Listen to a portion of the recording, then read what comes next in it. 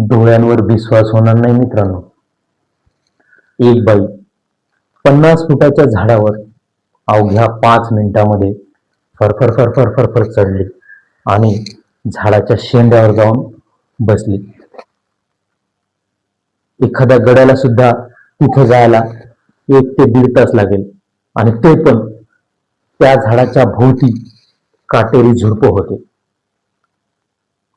ते झुडपं असताना सुद्धा तिला काहीही त्रास झाला नाही. तिला एकही काटा रुतला नाही.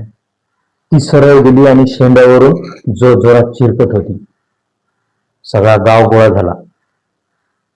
सगळ्यांनी तिला बघून म्हणले की अरे ही तर आत्ता नॉर्मल होती 1-2 तासापूर्वी, हिच्यासोबत काय झालं असं.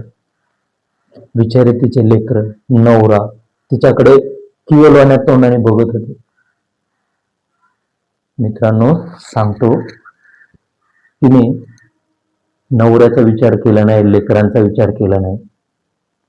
ती स्वतःहून गेली का ती मजबूर झाली जाण्यासाठी. तिच्यात असं कोणतं बळ आलं की ते वर शेंड्यावर जाऊन पोहोचले झाडाच्या.